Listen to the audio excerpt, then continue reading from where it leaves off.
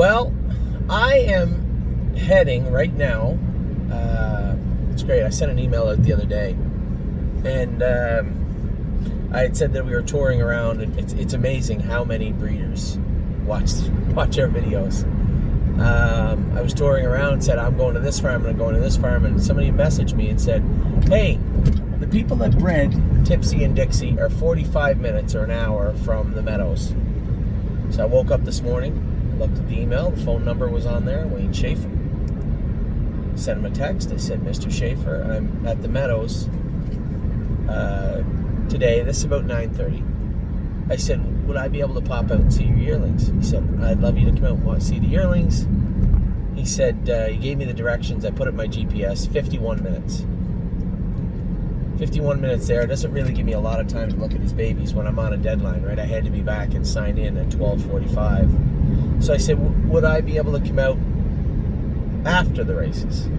It's 5 o'clock right now. Would I be able to come out after race 12 at the meadows? He said, yeah, if you don't mind coming out, we'd love to have you. So I am on my way. Never been on this highway before. I am on my way for another 17 miles. I'm on my way to Schaefer Standardbreds in somewhere Pennsylvania, and I'm going to look at what horses they have. If I'm told right, unless I misunderstood, they do have a sister or a brother to Tipsy and Dixie, I believe, out here. Don't quote me on that. I think they do. And a number of other horses that are in the Ohio sale and in Harrisburg, I believe. So we're going to pop out and see Schaefer Standardbreds. Then after that, I'm going to drive 2.5 hours to Burton, Ohio. I believe it's called Burton. It's the Burton Fair that we're in tomorrow. So there's no point me being up this way. I'm not back till Monday. So I am going to take the 2 hours and drive straight to Burton.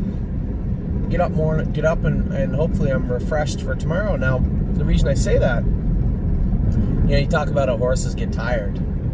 For the last 2 days, I've had the afternoons off. Now, it's not completely true. I guess now that I'm talking to you, to a phone, I think I understand what took place. I get up yesterday. I couldn't sleep the night before yesterday, and I didn't get to bed till 2:45. My alarm was set for 6 a.m. I had to go and qualify all the horses, the school horses, at Northfield Park. I didn't want to go the night before. I just wanted to relax. I said, at the time, I said, who cares? I'll get up at 6 and go. But it didn't dawn on me I'd have 3 hours sleep. I got back from Ohio yesterday, 3:30. Had a nap in the afternoon. Went out to got something to eat with Mark Weaver. And went back to the room. Now I got to sleep. It was around 11:30. I had looked at some yearling videos, made some notes, trying to look at where horses fit. Wanted to watch the horses race. Get to that in a minute. And got to bed. And for the life of me, I can't figure out why. I woke up today and I was exhausted. The second I woke up, I got up at 9 o'clock. Was responding to emails and text messages, made some phone calls, texted Mr. Schaefer, and I had to drive, and I just felt like I was in a funk all day. I know how the horses feel now when they've been left in the stall for a few days. You guys know I run it pretty hot. I'm going all the time. I'm always doing at least one, if not two, sometimes three things at once. And the last 2 days, I just kind of dropped it into neutral at nighttime a little bit. And man, oh man, I was in some kind of funk today. I went to drive the first horse for Tim, come off the track, and I said I felt like I was going to fall asleep in the post parade. I went down, I got a bite to eat at the restaurant, got something to drink, and went back up and raced Harness AM. Man, oh man, she was terrible. Just terrible. She's never been a filly that you can drive extra hard, but in that class, I knew we were going a quarter and 27 and a piece. Can't see the quarter pole thing's broken, I guess, or it doesn't work. I don't know. Where, you can see the lights flash up, but you know where you're going. I knew I was going 27 and a piece, and I didn't want to pull her over backwards. I thought she was just faster. So when you're driving a horse, geez, that never happens. When you're driving a horse, you don't want to allow the slower horses to beat you, right? I thought she was one of the faster horses in the race. I thought 57 would tie them up. 56 and 4 assuredly would get it done. And you don't want to be able to allow those slower horses to drag themselves into the race and beat you. So I was aiming for 56 and a bit, 57. Half popped up 57 and 4. I knew I had seen the quarter and the TV come into the half. I knew where we were going. She felt like she was pretty good. Man, oh man, that horse got to me down the backstretch, and she never fought a step. Not a centimeter. Tim scoped her after, tiny bit of mucus. No real excuses. When we were here the other day and we trained her free-legged without the hobbles, and she was good. And I said to Tim, you know what? Let's duck her next time and take the hobbles off her. So we're going to race Harness AM back in that class next Friday without hobbles on. But today was a disappointing mile for her. Very disappointing mile. So see if we can change things up. Maybe not leave with her this time. And I know from the last time I raced her, she's not a big fan of chasing speed. So hopefully we can get her somewhere away 4th and 5th and get her braving up on a helmet. Maybe with no hobbles, it'll change her mind a little bit. But I was disappointed. I was disappointed with Harness AM today. So horses like me and anybody else on planet Earth throw in clunkers and have bad days. And hopefully she bounces back. Come out in the next race. Arctic Forest, his feet have been killing him. When he got to Tim's, underneath we'd found, it's nobody's fault, it looked like it was growing down, kind of a nasty abscess type quarter crack, sand crack, almost a wall separation. As you can imagine, as I say it like that, a wall separation is much worse than those two. It was festering in between the wall and the actual meat of the horse, so it was painful. He's raced with a bar shoe on his last 3 starts. Raced rather well. Didn't collect a lot of money, but raced rather well. Today, I didn't really know what to think. I had told Kenny I was going to leave with the horse. Then I picked up the program, and everybody inside of me showed speed, and good speed. And we're decent horses. We were legitimately picked longer than 3 of the 4 horses to the left of us. And I didn't know how he'd leave. You know, he's got that foot that's hurting him. Is he going to bust off the gate? I don't know.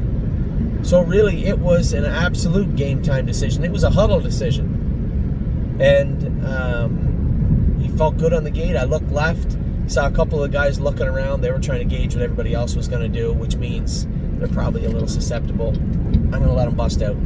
And I went out of there, and Dan was going to let me go, and the hole opened up. Dan Charlino knew what he was doing. He wanted to let me in, get me out of the way, and then remove to the front. He ended up stopping in front of both of us, and it was an odd race. I could have fished him out into what looked like it was in a certain blind spot coming out of the turn. I wanted to stay where I was. If nothing else, I would be able to bump him up on a helmet finishing up the mile, and we'd be able to start building that confidence back. Roundy Wren drove him great last week. Mark drove him great the week before. This horse has been closing, and he was sharp finishing up the mile again today. So I would suspect if we get that foot under control, maybe get a little vet work done on Arctic Force this week, I think you'll see an Arctic Force that can likely beat that bunch in the coming weeks. So that was good. Rewinding back to probably what else played a role in me being a little dilapidated today. I watched Walk on the Moon race last week. He raced well in the Champlain, and Mario asked me if he could race him in the Wellwood. I had my reservations, but at the same time, I'm thinking he draws good, favorable division, follows some speed. You know, we make it into the Wellwood. And I know, listen, I preach about putting the horses in where they can win, but when you're racing stake horses, you don't know where win is. You can't put horses in where they're going to win, because you don't know who you're going to race against. And people that want to play conservative all the time and just never race against good horses, fine. I don't mean to continue to use, you know, when we raced Lawmaker in the Beale or the Canadian Trotting Classic, we brought home thousands and thousands of dollars racing a horse against horses he likely couldn't beat. But that's why we race. The Oakland A's are always going to play the Yankees. If you're an A's fan, I'm sorry. You know what I'm talking about.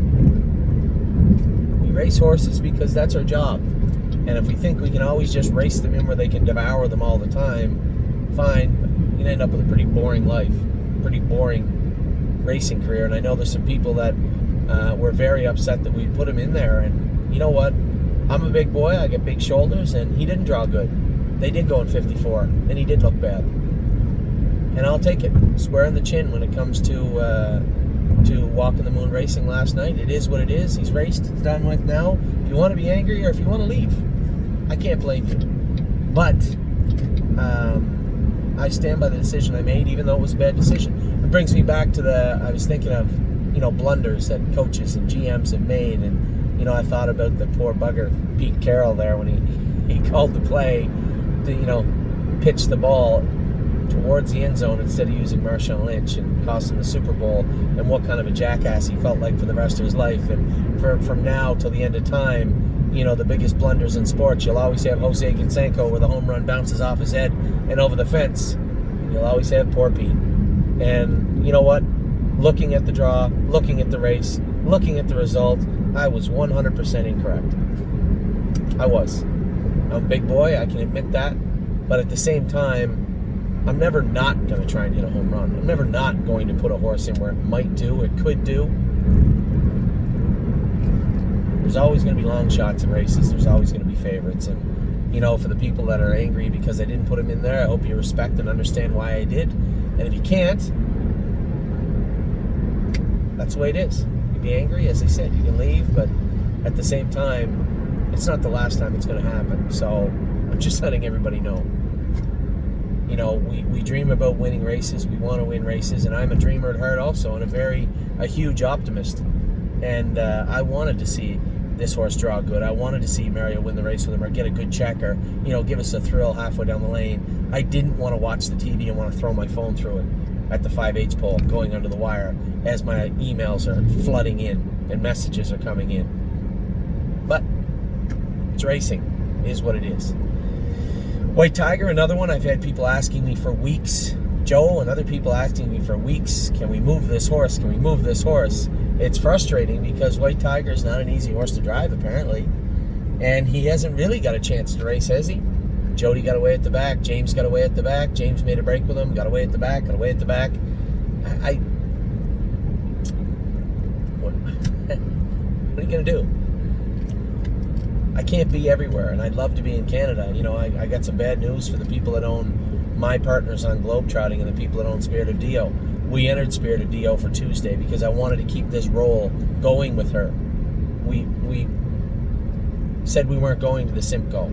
I can't go to the Simcoe. And it's not like, I know everybody, I love the feeling that everybody thinks that, I'm the only reason Spirit of Dio is racing good, and that just can't be accurate. I'm just not that good a driver for that to be accurate.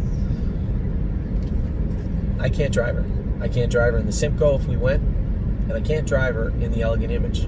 The Ohio Select sale is on the 18th, and the Elegant Image is on the 19th. Wouldn't be a problem, except for the year 2020. The only way I can drive at Mohawk is cross the border, get a COVID test in Canada, have that COVID test come back negative, and present that to the judges before I'm allowed to go anywhere near Mohawk Raceway. That is just a medical impossibility in Canada, in Ontario, and in 2020. So, after Sunday, with her poor draw, we're going to tighten up Globetrotting. She's going to go to Canada and race in the Elegant Image.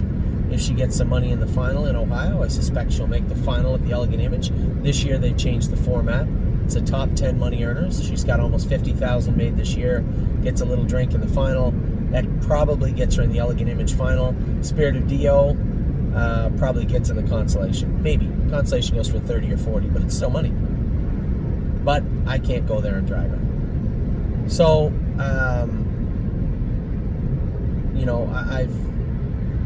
I've had a fairly dramatic summer, and I'm more than willing. I'm not getting tired today because it went on the last week. I think that 3-hour sleep in the middle of the night, followed up with, what was obviously a blunder on my part in entering the horse, Walk on the Moon, really, kicked me pretty hard. When I woke up today. So I'm recovering now. I'm going to Schaefer Standardbreds. I'm going to look at these babies. I'm going to get in the car. I'm going to drive at least 2.5 hours now, it looks like, to, where are we going here now?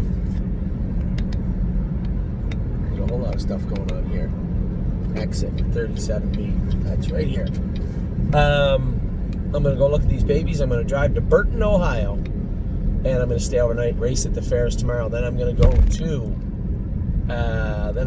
to Ohio. I'm going to try and hook up with Sanina Etsy at Spring Haven, look at some babies there, and then we're going to race globe trotting, and our girl, My Jazz. Both horses trained very, very good coming into this week. So we've got a number of changes being made. Braemar, for those of you who own Braemar, he's on his way to Pennsylvania this week. We're going to race him in the maiden. That brings me to one other point, but Braemar is going to race in the maiden, and the reason I want him racing in the maiden is because Georgian Downs is closed. I don't want to race him on a half unless I have to, and I'd like to race him where he can win. Can't win at Mohawk. There's no gimmies on the B tracks. So, what is going on here now? There's no gimmies on the B tracks. So, I am going to race Braemar at the Meadows, where I think he can win a maiden. Then I have White Tiger coming here for obvious reasons. I succumb to the torture and the pressure. He is coming here, not just because I'm pressured, but because I want him here too. I don't know how long I'm going to be here for, but as long as I am, White Tiger will be here, and we're going to race him a little bit differently.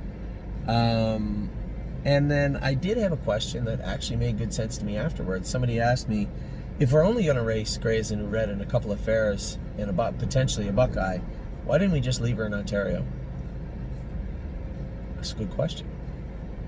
I wanted to bring her here. I wanted to race her in the Sire Stakes and the Buckeyes in the fair before we put her away, and I guess we could have qualified her in Ontario and raced her at Flamborough or Grand River, but I just thought racing her in Ohio made more sense at the time.